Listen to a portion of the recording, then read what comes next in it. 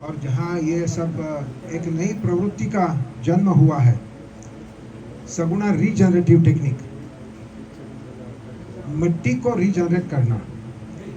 तो मिट्टी को रीजनरेट करने वाली ये जो तकनीक है SRT, इसका जन्म हुआ 2011 के पहले 1996 से हम ये चाहते थे कि धान की खेती करते समय जो तकलीफ आती है, जो बहुत सारी कठिनाइयाँ आती है किसानों के लिए, वो सभी कठिनाइयों को कैसे पेश आए, कैसे उसको कैसे टाल कर किसान आगे बढ़ सकता है। धान, चावल की खेती करने के लिए चावल बहुत इम्पोर्टेंट फसल है। 60-70% पीपल ईट राइस और उतना उसका प्रोडक्शन भी होता है। हजारों सालों से यह करते आए हैं, लेकिन हजारों सालों से करते हुए भी उसकी जो कठिनाइयां हैं, वो कठिनाइयां कोई टेक्निक के जरिए सॉल्व नहीं हुई थी। यूनिवर्सिटी ऑफ मलेशिया का एक पेपर है जिसमें उन्होंने farmers happiness index for rice farmers बनाया, उसके बारे में संशोधन किया और उसका कंक्लूजन ऐसे निकल आया कि किसान, धान का किसान, चावल का किसान हैप्पी हो ही नहीं सकता है unless there is a big radical change in the technique.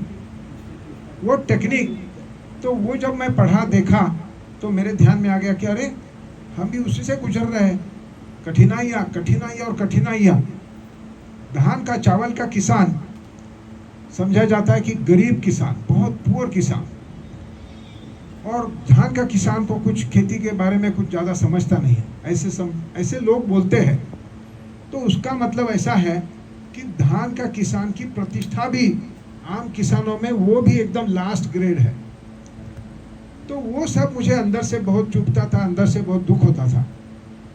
मैं चाहता था कि कुछ भी करके ये धान की खेती में जो प्लाविंग है, पडलिंग है, वो कैसे दूर हो जाए। वो 1996 से उसके पीछे मैं पड़ा था।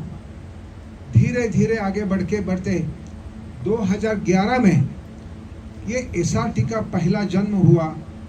सगुना बाग का जो खेत नंबर 6 है, छोटा सा खेत है, इतना बड़ा ये हॉल जैसा है, इतना ही छोटा सा खेत है, जिसमें पहला खेत ऐसा तैयार हुआ जिसमें हम प्लाविंग नहीं किया था, पडलिंग नहीं किया था, ट्रांसप्लांटिंग भी नहीं किया था, and the crop was excellent. जो देखने के लिए उस वक्त के तालुका कृषि अधिकारी हमारे यहाँ तांबड़े मैडम थी, और तांबड़े मैडम यहाँ पर पधारे थे और उन्होंने भी बोला अरे वाह, ये बहुत बढ़िया है। तो ये 2011 में हम पहले खेत जब देखा, 2012 में एक काम किया, सगुना बाग में जो 45 खेत है उसमें से पहले 4-5 खेत हम पहले SRT से बना दिए। तब SRT ये वर्ड भी नहीं था, तो वो हम कर दिए, वो भी सक्सेसफुल हो गए। That was 2012।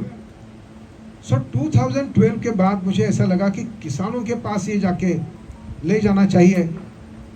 Doctor Jayantrao Patil, आपने नाम सुना होगा, बोर्डी के जो मेंबर थे प्लानिंग कमीशन के, बहुत बड़े साइंटिस्ट। तो उन्होंने मुझे बताया, शेखर ये जो तकनीक है, ये तकनीक तुम किसानों के पास लेके जाओ। किसान अगर उसको पसंद करते हैं तो आगे की सभी राह जो है आपकी वो अच्छी हो जाएगी। तो किसानों को पहले ये जाके दे दो। वहाँ से बोर्डी से मैं वापस आया, किसानों को बताना चलो किया। हर रोज दिन भर काम करता था खेत में, शाम को जाके किसानों के गांव में जाके प्रेजेंटेशन देता था। उसके बारे में एक छोटा सा कॉम्पैक्ट डिस्क भी बनाया, मेरे पास प्रोजेक्टर दिया हुआ था वर्ल्ड बैंक ने, वो देकर मैं प्रोग्राम दिखाना चालू कर दिया। जैसे ही प्रोग्राम दिखाना चालू किया, लोग तो खुश होते थे, लेकिन मैं बोला चलो अभी तैयार हो जाओ, कौन चाहता है कि ये तकनीक आपके खेत में हम आके आपको सिखाएंगे, हमारे लोग आके आपके साथ काम करके आपके खेत में। लेकिन हमें खाली 10 किसान चाहिए थे। क्या आप सोचते हैं कि कितने किसान मेरे साथ आए होंगे? एक भी नहीं। एक भी किसान मेरे साथ विश्वास करने के लिए तैयार नहीं था। लेकिन फिर मैंने सोचा कि इनको शायद डर लगता है कि उनका लॉस हो जाएगा। फिर मैं उनको बताया कि आपको अगर लॉस हुआ है ऐसा मुझे बताया भी, तो जितना लॉस होगा उससे दुगुना धान मैं आपको सगुना बाग से लाके दूंगा। तो तुरंत मुझे 30 किसान मेरे साथ आ गए। That was 2013। 2013 में 30 किसान पहले आए। उस साल डॉक्टर परोड़ा, जब वो he was director general ICAR, वो भी आए थे देखने के लिए। तो इस तरह से ये SRT की शुरुआत हुई। आज की स्थिति में SRT क्या है वो यहाँ पधारे हुए जो किसान हैं वही आपको बताएंगे, और हमारे कोई ऑफिसर्स हैं वो भी बताएंगे आपको। SRT की प्रगति बहुत हुई है। SRT का पहुंच अभी 27 districts of Maharashtra, more than 5000 farmers, more than 25 crops, इसमें बहुत अच्छी तरह से प्रगति कर रही है। दूर दूर से, जैसे एक फारदेस्ट ऑफ द फार जो किसान है वो बिहार से यहाँ पर पहुँच गया।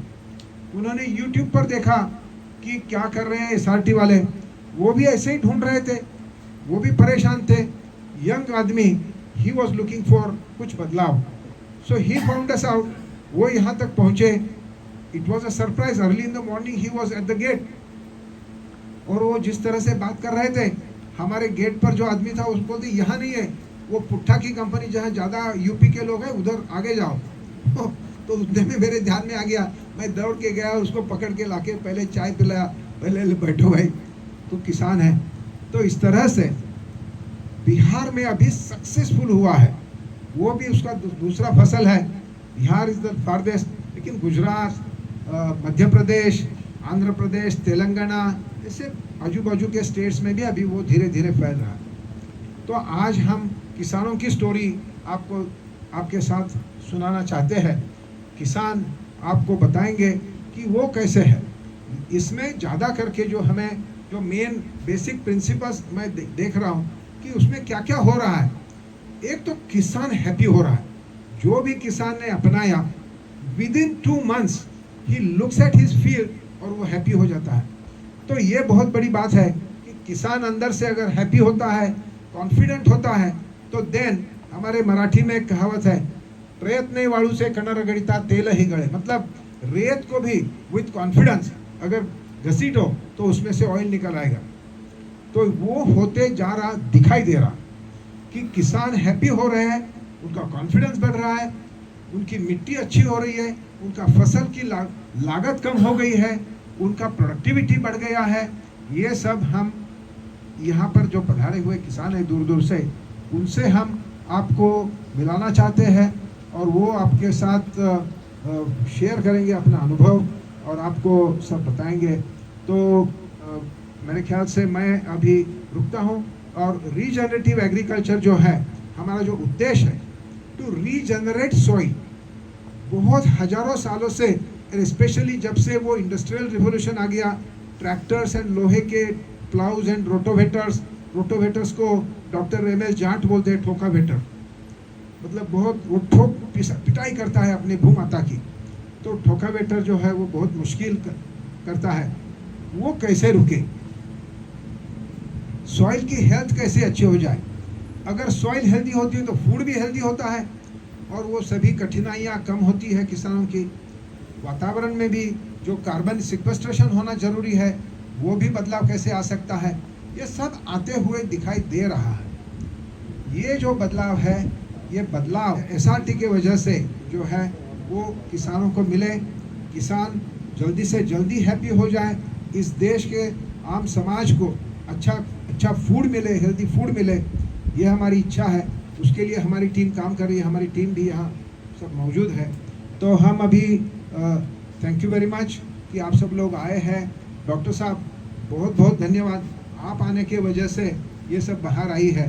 और तो डॉक्टर बाहर वाले भी पहुंच गए, ये आपके वजह से ही आए हैं। Thank you very much. Let us have a wonderful and successful day today.